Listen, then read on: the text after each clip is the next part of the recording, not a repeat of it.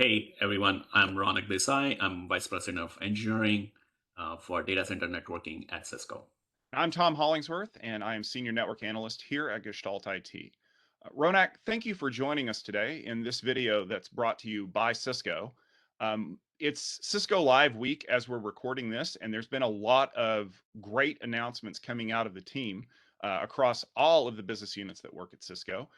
And we wanted to sit down with one of the leaders in technology and kind of talk a little bit about what's going on in the industry and how Cisco is addressing some very specific things with some of their solutions. So again, thank you for taking the time to join us. Absolutely. So let's kick it off. What are you seeing in the data center market today? I know that there's a lot of things that are evolving as we try to embrace things like cloud and hybrid multi-cloud type things. But more specifically, I mean, with your background and experience, what is Cisco's strategy in the data center space today? So Tom, that's a great starting question here. If you observe the industry, data is everywhere and applications are distributed globally because of various compliance reasons or business reasons. So it used to be that where your data center used to be confined within four walls of your data center. It's no more true. Your data center is where your applications are and where your data is. So it could be co-locations or it could be your edge location for 5G use cases. Of course, multiple data centers are part of it. And recently, multiple clouds are also sort of a leased data centers, which forms this distributed nature of the data centers. So this is sort of the background in which we are operating it. And with this kind of environment, automation and orchestration is sort of a table stakes to operate this kind of modern data centers. So we've been looking at this problem set for a while now, and some of the key requirement which application owners are expecting from the data center is ability to have a highly programmable infrastructure, which allows them rapid deployment of applications, plus ability to do the segmentation or security end to end across this distributed nature of the data centers and carry the same segmentation and ability to enforce that across different domains like SD-WAN or your campus domain or your security domains. And the last but not the least, what our customers are expecting now is to consume these services as a service, right? No more they want to manage it. They want to kind of use it and pay as you go.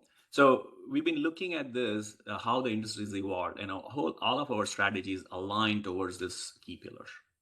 That's great to hear. And I know that the data center market is very complicated as it is, and especially with all of these new technologies that are being introduced, it can be a little bit challenging for customers. I want to pick up on a couple of those key themes that you mentioned. Specifically, the one I want to start with is this idea of hybrid and multi-cloud. I was talking to a friend of mine recently, and he said, we didn't know that we were going to be getting into this mess, but we installed a new application that our users really needed, and it was in the cloud, but it needed to access information in our data center, and then it needed access to a resource that lived in a completely different cloud. And before we knew it, we were a hybrid multi-cloud organization, and we never even intended to start out that way. And I know that that's something that a lot of companies are really concerned about as they start looking at cloud. And having a trusted partner like Cisco there to help them kind of guide through that journey. I mean, how are you helping that for customers that are kind of a little bit wary of getting involved with all of these extra moving parts before they even know what's going on? Yeah, so I think it's a very interesting phenomena which is happening. So if you look at industry as a general, an analyst as well, based on the survey they have done it with across the customers, it's going to be a hybrid environment, and a lot of customers are in this journey. And as you're pointing it out, right, some customers ended up in that situation organically, and some customers are actually planning for that, assuming that they're going to be consuming multiple clouds, in some cases more than 5 clouds, right? And it's going to be with their on-prem data centers. So when you look at this hybrid environment, there are a couple of things which comes to my mind. One is the operation model across this on-prem data centers and a public cloud is very, very different. So there is this huge skill gaps in terms of people's ability to operate this environment, right? So this is where our customers are coming and asking us, saying that, is there a way to have the universal policy language, which I can use it to deploy my application consistently and securely across this environment? Right. And so this is where we got started on this journey, I think 3-4 years back, where we've come up with this unified policy language, and it's implemented as part of Nexus dashboard orchestrator, which allows you to deploy your applications in a consistent fashion with a consistent segmentation across this distributed data center. So that's number one. The other one is the key differentiator, which we are sort of very proud of, is some of the players have created network over network, right? And true to our vision, we've said, you know what, we need to use the best possible integrated underlay and overlay. So when we have gone to this hybrid environment, we use the cloud native API to deploy your networking constructs on public cloud as well, right? And then so what does this allow? This allows your operations staff to consistently deploy, as we've been talking about it, but also troubleshoot in a consistent fashion, right? The tools and skill set which they have developed is applicable across AWS, Azure, and GCP. They didn't have to learn the new constructs which were provided by these cloud vendors. And the other aspect when you're operating this multi-cloud hybrid environment is with respect to change management. If you're making a change, you really want to know what's going to be the impact of that change. Not only that, once you evaluated that impact of change, you actually want to deploy on part of your globally distributed data centers and not deploy everywhere. Because of course, you know, there's some fat finger which happens and could create a havoc on your application. So ability to do the granular change management and deploy that in an availability zone fashion is another important ingredient of this whole multi-cloud hybrid cloud environment. And we've done this. So you know, just to kind of take a little bit detailed look at this, is a lot of our competition deploys and develops the horizontal scale out model, which of course we do. But I think that another important aspect, which is especially when you're looking at the fault isolation and change management, is to build the hierarchical nature of your controllers. And I'm in the process of writing a blog, so stay tuned for that. And last but not the least, when you talk about hybrid and multi-cloud, is observability. When, as you talked about, when you have applications which are consuming component from on-prem data centers and consuming from other cloud vendors, if you have to troubleshoot the connectivity problem at 2 in the morning, you want a very deep visibility and collection of all the telemetry data into a single data lake so that you can troubleshoot and figure it out where the problem is. So we've applied some of the ML AI algorithms to correlate this data and become predictive, right? So if you have to debug this problem or if you have to troubleshoot it, all the data, all the information which you needed will be at one place. So you can quickly restore your application. So, you know, based on what we've seen it, I think this will be the key foundation pieces for us to enable our customers to be in this journey, which is multi-cloud and hybrid cloud. I would agree that that's, you know, there are a lot of challenges that come along with those constructs, and I look forward to reading your blog to learn a little bit more about some of those vertical integrations, and we'll make sure to link to it in the notes from the interview when it finally gets published.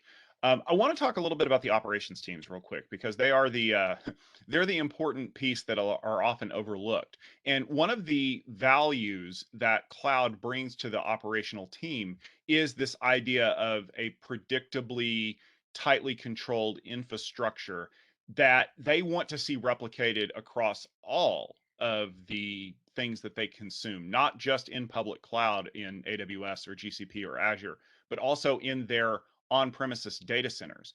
How is Cisco helping the operational teams to bring the cloud-like features that they enjoy down into their existing infrastructures?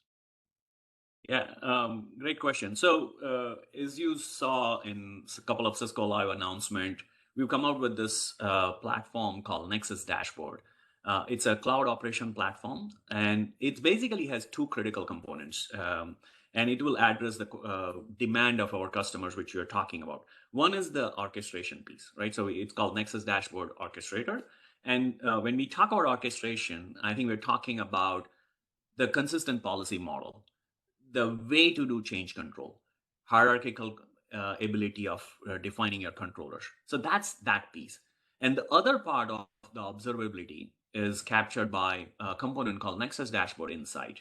And so this is where we're gathering the deep telemetry from an on-prem infrastructure as well as from a public cloud and bringing that together into same data lake and uh, creating some anomalies based on the algorithms which we have applied so that you don't have to fish and look at the thousands of alerts, but you're looking at really the top five things which are a problem which you should be looking at it. Our CTO keeps talking about saying, do not show me the thousand alert, tell me things which I should be looking at it, right?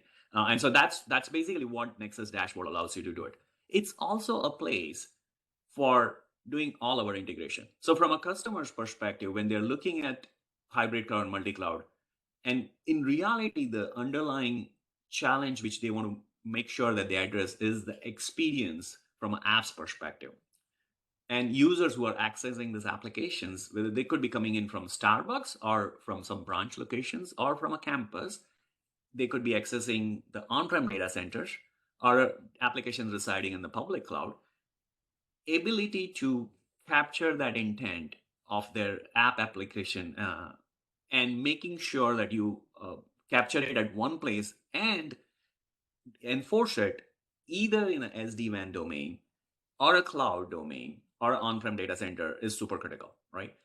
As you can imagine, this environment is quite complex, right? And so our whole goal with Nexus Dashboard was to simplify management of not only the data center assets, but also the SD-WAN and the campus asset, which we have it. And so that way we are in a very unique place. And this one Nexus Dashboard component allows us to stretch the policies and the observability across all the multi-domains, which we've been talking about it here. That's great to hear. I know that the operational teams that are out there love to understand how the technology is helping them solve the problems that they have, and I'm sure that that's great news for them. One more question for you, Ronak. I know that no discussion of cloud or data center in the modern era would be complete without discussing automation. It's something that we know we need to do. We know we need to implement it, but it's kind of a it's a scary thing because there's so many parts and pieces that need to be involved in it. But I know that Cisco's been working really hard to help with that. I know that automation is one of the things that's very top of mind with you and your team. So how are you helping deliver automation in the data center to the NetOps and the DevOps teams, and how is it helping with agility of network deployment, network consumption, and even application focused um, setups for people? Yeah, so I look at this as a two-part, right? There are solutions and automation which will do it for out of the box, right? So when we talk about SD-WAN domain, when we talk about data center domain, when we talk about campus domain, when we talk about security domains, we will do the integration out of the box, and you have that ability, which is end-to-end automated workflows for your application deployments. But as we know, every customer's environment is very different, and they have a lot of different other components which and the processes where they need to integrate the suite of applications or suite of technology which we are providing it. So we need to provide capability for them to quickly automate to allow them the application agility which their customers are demanding. And so this is where we've done a significant investment and partnership with companies like Hashi for Terraform and Red Hat for Ansible. And we are providing recipes, templates out of the box so that for our customers, automation teams, they can quickly get started, whether they are doing it through GitOps or through regular CI/CD pipeline. So we've done a lot of work, and we call this as infrastructure as a code. So the other important aspect when you're building this infrastructure as a code is to have this open APIs. And from day one of our development on the data center, I think that's been fundamentally ingrained in every developer's mind. So anything and everything which we do, there is a corresponding open API available, whether we are talking about automation, policy deployment, or observability. And so this helps our customers tremendously. And there is a big announcement which we did it at Cisco Live on this form as well. So you absolutely should check out some of the blogs which we've written on that one. All right, Ronak, thank you very much for joining us today. We learned a lot of great information about what Cisco is doing in the data center and in the cloud and helping users bridge those two environments with great products that will operationalize their experience. Now, I know that people are definitely curious to learn more about some of the things that Cisco's been working on. If they wanted to learn a little bit more information about some of the things we talked about today, where's the best place to find that? Best place to find is go to www.cisco.com and look at for Cisco Nexus dashboard. There is a whole page list of information which will allow you to go and explore all the components of Nexus dashboard and all the data center technology. Awesome. And if you want to learn a little bit more about topics like this, please make sure you tune in for our Tech Field Day exclusive at Cisco Live Global presentations, including Nexus Dashboard on April 13th and 14th. If you missed those live streams, we'll have videos listed on our website at techfieldday.com. And you can also head over to gestaltit.com for more great interviews and technical discussions like this one. So for now, for Tom Hollingsworth, and for the rest of the Gestalt IT team and for our friends at Cisco, we want to thank you very much for joining us, and we look forward to having our next conversation very soon.